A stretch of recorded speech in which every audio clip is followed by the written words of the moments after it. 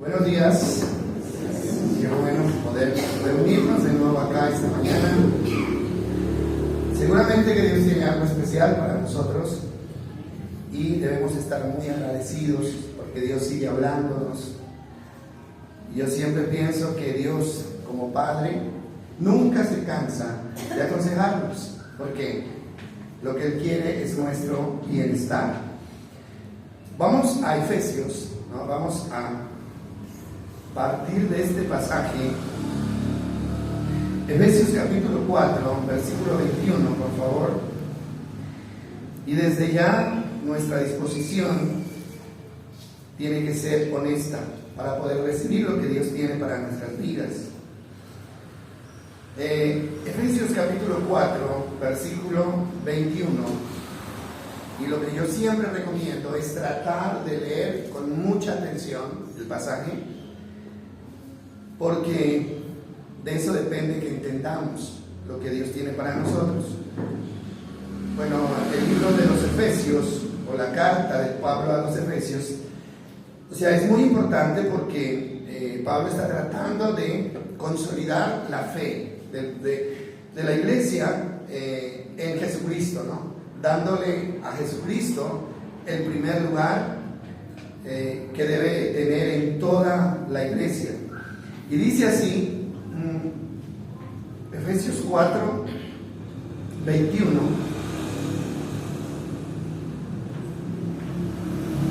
dice: ya que han oído sobre Jesús y han conocido la verdad que procede de Él. Mire, volvamos a leer este texto, porque da por hecho que los creyentes de Éfeso ya habían oído y habían conocido la verdad que procede de Jesús. Ahora, ya que han oído sobre Jesús y han conocido la verdad que procede de Él, entonces lo que dice el 22 es que eso debe producir una acción en la vida de ellos, y es: desháganse de su vieja naturaleza pecaminosa y de su antigua manera de vivir, que está corrompida por la sensualidad y el engaño. 23 dice: en cambio, dejen que el Espíritu les renueve los pensamientos y las actitudes. Pensamientos y actitudes. Versículo 24 dice: pónganse la nueva naturaleza creada para ser a la semejanza de Dios, quien es verdaderamente, ¿qué dice? Justo, y ¿qué más? Santo. Este último texto, que es el versículo 24, dice: pónganse la nueva naturaleza creada para ser a la semejanza de Dios.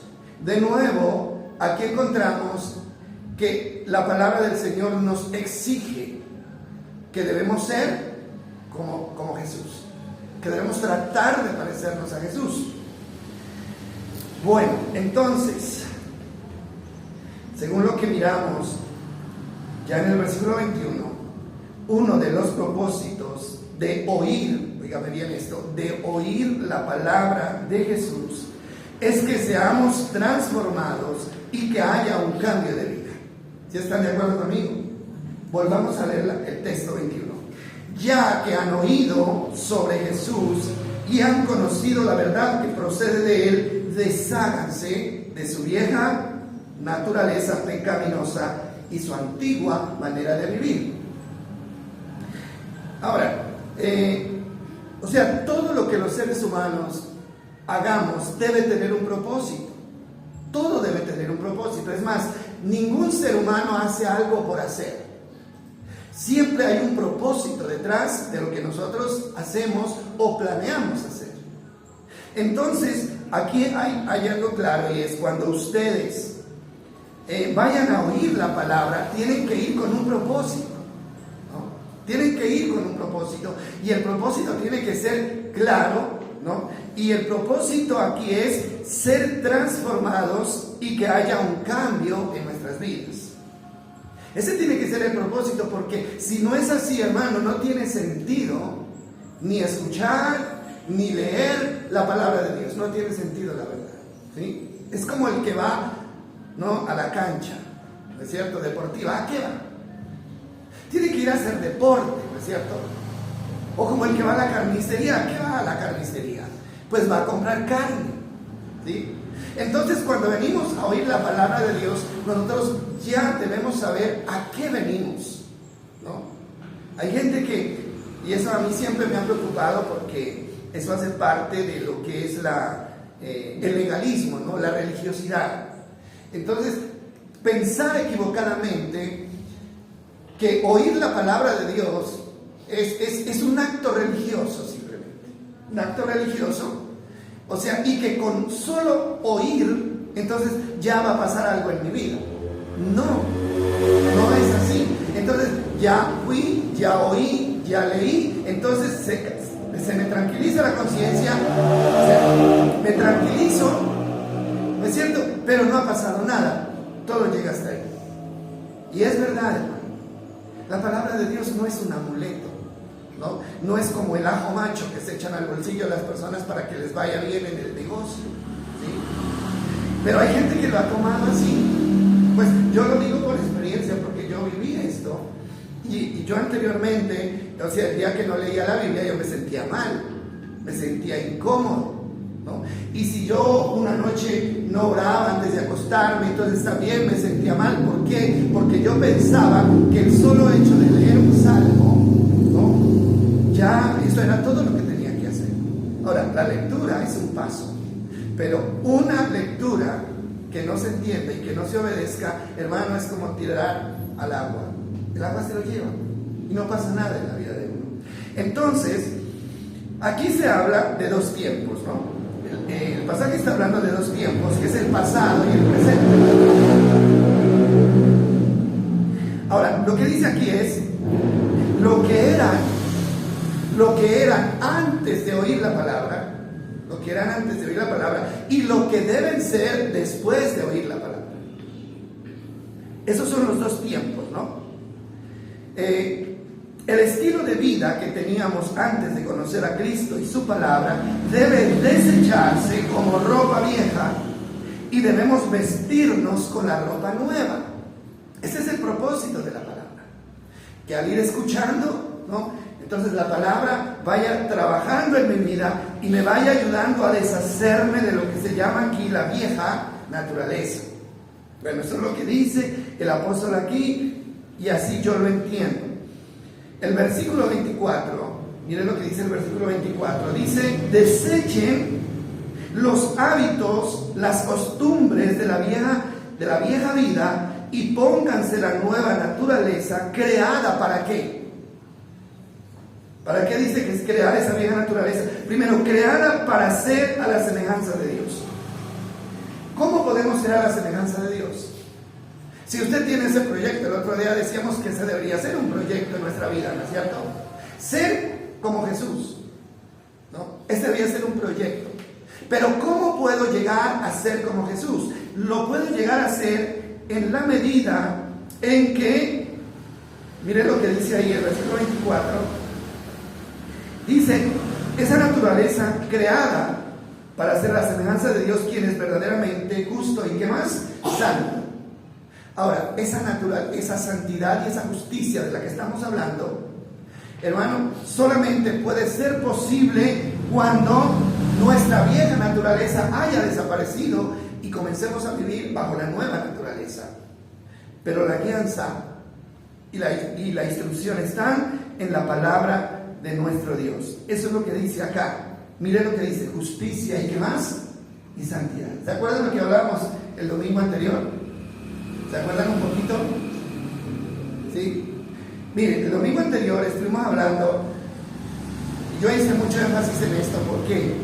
Porque partimos de un pasaje de Amós capítulo 5, versículo 18, donde el Señor reprende con mucha fuerza al pueblo de Israel y les dice: ¿ustedes creen que participando de una liturgia cada 8 días, ustedes me están agradando?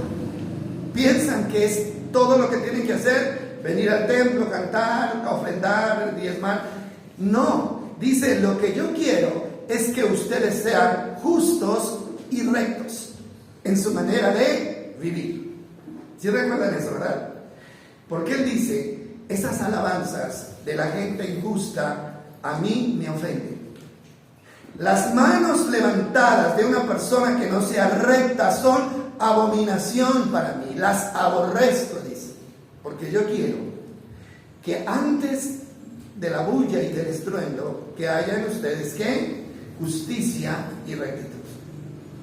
Y está hablando de lo mismo. Mire, dice, ¿cómo podemos alcanzar la justicia y la santidad? Es vistiéndonos con la vestidura diseñada por la palabra de Dios. Bueno, yo creo que esto está claro, ¿cierto? En resumen de este punto, la nueva vida está diseñada por Dios y expresada a través de su palabra, ¿no? Eso es lo que realmente nos está diciendo el apóstol aquí. Ahora, el cambio. Estamos hablando de un cambio, de la necesidad de un cambio. Dejen lo que era de la vida pasada, deben dejarlo y deben comenzar a vivir una vida nueva. Hermano, y siempre la palabra tiene que confrontarnos a nosotros, porque si no nos confronta, pues. Ahora, y la pregunta en este punto sería, ¿qué tanto de lo viejo ha dejado usted atrás desde que conoce la palabra? ¿Qué tanto de lo viejo lo ha dejado?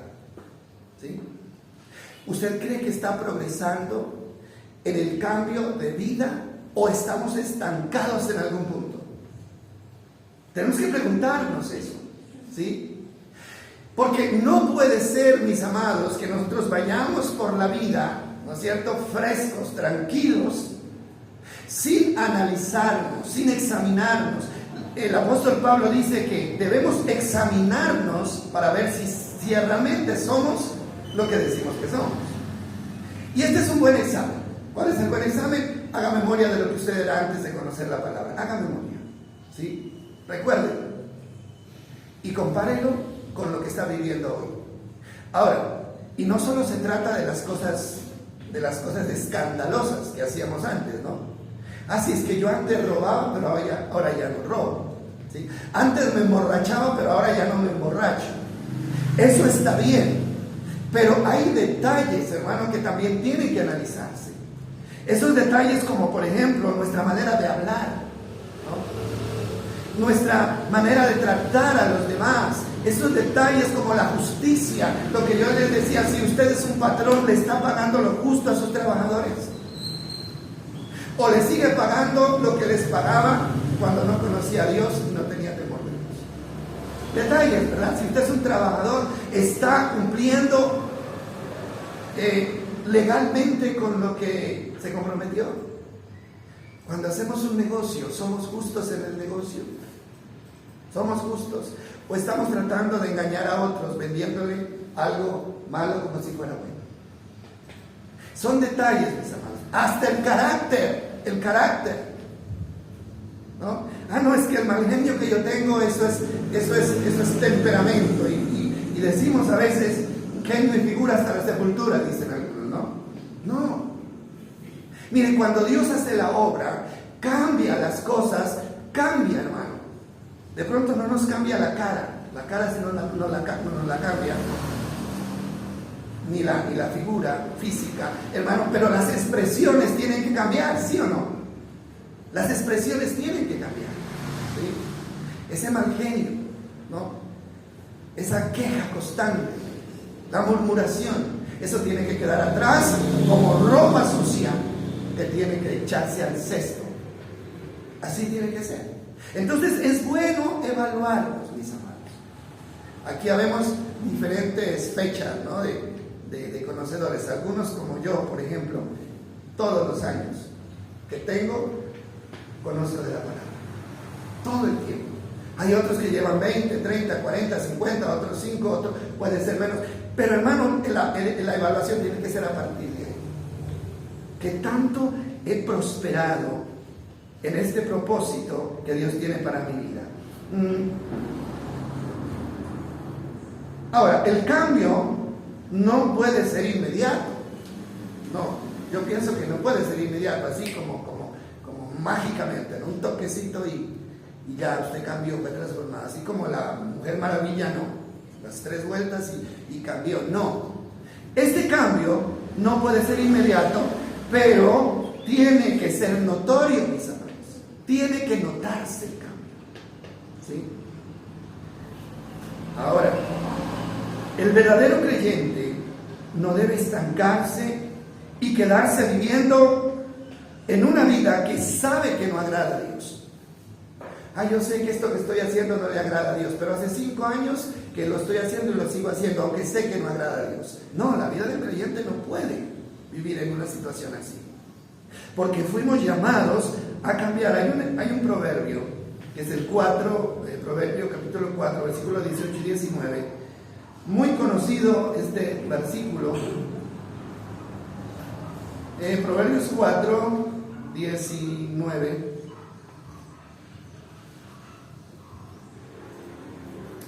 Vamos a leer desde el 18. Dice el versículo 18, mire lo que dice. ¿Sí lo está viendo, no? Que dice: el camino de ¿quiénes? De los justos. O cuando habla del camino, habla de la vida. La vida del justo es como la primera luz del amanecer, que brilla cada vez más hasta que el día alcanza todo su esplendor. Yo pienso que este proverbio define este concepto con mucha precisión. Lo que tiene que suceder en la vida del creyente, este proverbio lo define. Pero miren lo que dice el 19, dice: pero el camino de los perversos es como la más densa oscuridad, ni siquiera saben con qué tropiezan. Ese es el primer texto, ¿no? Es tan importante porque lo que está diciendo allí es que la transformación de una persona que ha conocido a Cristo de verdad es una transformación que va de lo oscuro a lo claro. Lo oscuro a lo claro, ¿no? Como la luz de la aurora va de lo malo a lo bueno de forma constante. Hermano, vamos camino a la santidad. Y no podemos quedarnos en el camino. Y si usted siente que se está quedando en el camino, hermano, si usted siente, sacúdase. Porque la idea es llegar, no quedarnos en el camino. El apóstol Pablo dice: yo azoto mi cuerpo, dice, ¿no? Hablando de la santidad, yo azoto mi cuerpo, y de verdad dice que él tomaba varas, ¿no es cierto? Y se azotaba la espalda hasta sangrar, en el propósito de subyugar los deseos de la carne. Dice: no sea que yo habiendo sido heraldo, no sea que yo habiendo sido anunciador de la palabra, venga a ser eliminado. Sí hay posibilidades de ser eliminados. Entonces, mis amados, eso tiene que ser constante. Por eso la pregunta es, o sea, lo que yo era antes, ¿sigue estando ahí? ¿O hoy ya está desapareciendo? La luz de la aurora, ¿a qué se refiere el proverbio? Mire, todos nos hemos levantado en algún momento de la vida, nos hemos levantado de madrugada, ¿cierto? 5 de la mañana, 5:30 de la mañana. Se han levantado ustedes, ¿no? ¿Cómo es el panorama? ¿No? Oscuro, ¿es cierto? Pero en la medida en que los minutos avanzan, ¿qué pasa con la oscuridad? Va desapareciendo y va, ¿qué? Aclarando. ¿Por qué? Porque el sol va saliendo y va trayendo luz, ¿no? Entonces llega el momento en que la oscuridad se fue y solamente hay claridad. Esa debe ser la vida del creyente justo, del que camina en justicia, ¿no? Listo, llegamos a Cristo con oscuridad, con vicios, con resabios, pero en la medida en que escuchamos la palabra, esos vicios, esa oscuridad tiene que ir desapareciendo hasta que nuestra vida sea clara y transparente. O sea, a eso estamos llamados. A eso estamos llamados. Entonces, hermano, quedarse en una conducta que nosotros sabemos que está mal sin querer cambiar es peligroso. Es muy peligroso porque sabe que hasta ahí llega el proceso de transformación en nuestras vidas, cuando somos conscientes de que hay algo mal y nos negamos a corregirlo, entonces frenamos el proceso de santificación o de santidad para nuestra vida. Hasta ahí llega el proceso. Es como cuando una persona, hermano, está enferma, va donde el médico le prescribe los medicamentos. Él dice, tómese usted esta fórmula por un mes, ¿sí? Y el paciente va, se comienza a mejorar, pero a los 15 días suspende el medicamento. Lo suspende, ¿no es cierto? ¿Qué pasa con la enfermedad? Vuelve y aparece. Lo mismo, hermano, nunca va a llegar a tener salud completa porque interrumpió el tratamiento. Lo mismo pasa, hermano, con nuestra vida, con nuestra conducta. Nunca habrá santidad, esa santidad que Dios quiere que esté en nosotros, a menos que nosotros no tomemos el tratamiento completo. Yo creo que estamos siendo claros, ¿verdad? Esta mañana, ¿cierto? Lo estamos entendiendo, ¿cierto que sí? Hermano, y es cuestión de ser honestos con nosotros mismos. Ahora sí, ustedes saben, ¿no? Y las cosas se tienen que decir como son, que en la mayoría de los casos, ¿no? En la mayoría de las personas no existe un cambio que se vea, ¿no? Bueno, sí, dejamos algunas cosas, pero hay otras que se siembran y ahí se quedan. Entonces, esto es así. Ahora, ¿a qué se debe? La pregunta es, ¿a qué se debe de que el cambio se estanque, de que el cambio no avance hasta que se vea lo que Dios quiere? ¿Cuál es la razón? Pues vamos a tratar de entenderlo de la siguiente manera. ¿Están de acuerdo conmigo en que la mayoría de los seres humanos siempre estamos buscando nuestra propia satisfacción? ¿Es verdad? Sí, es así. Siempre buscamos nuestra propia satisfacción. Ahora, siempre buscamos lo que nos haga sentir bien, lo que nos haga sentir cómodos, lo que nos haga sentir contentos. Eso está en la naturaleza del ser humano y hasta cierta forma es comprensible. Ahora, esto se da en todos los aspectos. Cuando vamos a un almacén, le pongo este ejemplo, cuando usted va a un almacén, ¿no?, a comprar algo, si a usted no le gusta lo que hay en ese almacén, ¿lo compra? No lo compra. ¿Por qué no compra si ahí hay ropa? Porque usted no encontró algo que lo haga sentir ¿qué? Cómodo, bien, satisfecho. Esa es la realidad. Otro ejemplo, cuando vamos a un restaurante, vamos a comprar la comida a un restaurante, ¿no? Hermanos, si hay algo que a usted no le gusta en ese restaurante, alguna causa, ¿qué hace usted? Nunca vuelve al restaurante o se sale simplemente. Así de sencillo.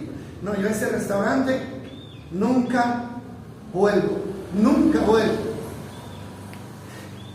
Hermano, no, tenemos todo el derecho a hacerlo. Si usted va a una fiesta, ¿no es cierto? ¿A qué va usted a una fiesta? Va a sentirse bien, pero si en la fiesta usted no se siente bien, entonces usted sale incómodo. Ahora, para poner un ejemplo de que si a nosotros como seres humanos no nos cumplen con nuestras expectativas, si no nos sentimos satisfechos, simplemente no volvemos y tomamos otro rumbo. Y la pregunta, o sea, yo no estoy diciendo esto porque no lo debemos hacer, claro que lo debemos hacer. Esta semana yo tuve una experiencia en Pasto y fui a un restaurante, ¿no? Y me dieron una comida horrible, de verdad, horrible y costosa. Pero yo ya estaba ahí. ¿Qué dije yo? Pues yo no la puedo dejar, igual ya me la sirven, me la tienen y la tengo que pagar. Pero yo venía diciendo entre mí, jamás vuelvo a este restaurante. Y si alguien, ¿no?, va a entrar a este restaurante, yo le digo, por favor, ahí no hay.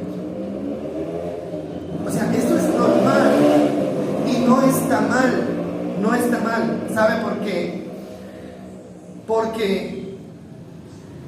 Porque somos seres humanos, ¿no? Y en este caso, hermano, estamos actuando desde ese punto de la vista humana. porque eso está en nuestra naturaleza, está en la naturaleza del ser humano. Lo que no le gusta, no lo acepta. ¿Por qué? Porque siempre estamos buscando la comodidad, ¿sí? Siempre buscamos la comodidad, y en la parte humana, repito, eso no está mal. ¿Por qué? Pues porque tenemos derecho. Ahora, pero en la parte espiritual ya no es así. Y esto es lo que quiero que no traten. Hay diferencia, mis amados, entre la reacción que yo debo tener con lo humano, como con el restaurante o como que en el almacén, a la reacción que debo tener frente a lo espiritual. Eso es muy distinto. Y eso es lo que yo quiero que entendamos esta mañana. Hay diferencia. Cuando hablamos de lo espiritual es distinto. El mensaje de la palabra de Dios, ¿qué es? ¿Humano o espiritual? ¿Qué dicen ustedes?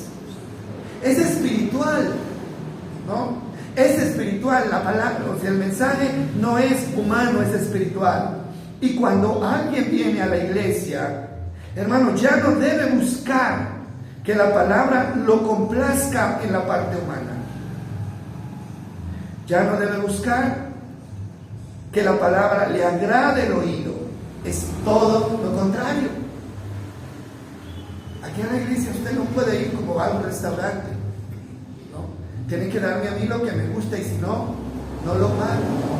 Aquí a la iglesia es totalmente diferente, mis amados. Mire, hay un versículo en Isaías 58:3, hablando de que los seres humanos nos gusta que nos complazcan, que Dios nos complazca, ¿no? Y lamentablemente Dios no nos complace. Bueno, Dios puede, sí, la Biblia dice que Dios concede los deseos de nuestro corazón, hermano, pero primero nosotros tenemos que complacerlo a Él. Isaías capítulo 58, versículo 3. Bueno, este versículo 58 habla del verdadero ayuno. El pueblo de Israel le estaba haciendo un reclamo a Dios, un reclamo así de frente. Entonces, bueno, leámoslo desde el 1, por favor, para tener la idea clara. Dios le dice a Isaías: grita con la voz de un toque de trompeta, grita fuerte, no seas tímido, háblale a mi pueblo Israel de sus pecados. Dice, sin embargo, sé que se hacen los piadosos, vienen al templo todos los días y parecen estar encantados de aprender todo sobre mí. Dice, actúan como una nación justa que nunca abandonaría las leyes de su Dios. Me piden que actúe a favor de ellos, fingiendo que quieren estar cerca de mí. Es el problema, no la falta de honestidad. Pero dice el 3, mire lo que ellos decían: hemos ayunado delante de ti, dicen ellos. ¿Por qué no te impresionamos? Hemos sido muy severos con nosotros mismos y ni siquiera te das cuenta. Este era el reclamo del pueblo. Ahora, el Señor responde: les diré por qué. Les contestó: es porque ayunan para complacerse a sí mismos, y aún mientras ayunan, oprimen a sus trabajadores. ¿Ve usted? ¿Qué era lo que ellos hacían cuando iban a la iglesia? Ellos iban a ayunar. Recuerden que los judíos ayunaban 2 veces a la semana, ¿no? Dice, pero ustedes vienen a ayunar aquí para obligarme a mí, a través del ayuno, a que los complazca a ustedes. ¿Sí? Y mire, que eso todavía se practica en las iglesias. La gente cree que a través del ayuno pueden obligar a Dios a que los escuche. Dice, vienen aquí para, ¿no? El versículo, el 3, la última parte, dice, es porque ayunan para complacerse a sí mismos y mientras ayunan oprimen a sus trabajadores. ¿Qué está diciendo de nuevo el Señor? Quiero que justicia. Porque un ayuno sin justicia no sirve para nada. Y eso, ahí están incluidos todas las actividades religiosas. Entonces dice el 4, óigame bien lo que dice el 4. Dice, ¿de qué les sirve ayunar si siguen con sus peleas y sus riñas? Pónganle tengan cuidado eso. ¿De qué les sirve ayunar si siguen con sus peleas? O sea, si yo ayuno, yo tengo que haber salido de ese problema de la pelea, de los celos, de todo eso. Dice, con esta clase de ayuno nunca lograrán nada conmigo. Y yo siempre digo, para Dios lo más valioso son nuestras acciones fuera de este lugar, no lo que hacemos dentro de este lugar, sino lo que hacemos fuera de este lugar. Entonces ahí está una prueba. Ahora miremos lo que dice 2 de Timoteo 4:3, 2 de Timoteo capítulo 4 versículo 3. Y bueno, también hemos leído bastante este versículo. El apóstol Pablo le habla a Timoteo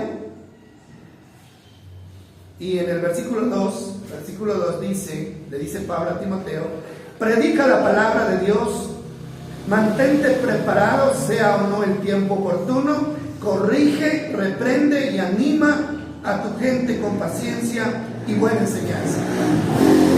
Este es el consejo de Pablo a Timoteo, que iba a tomar la bandera, ¿no?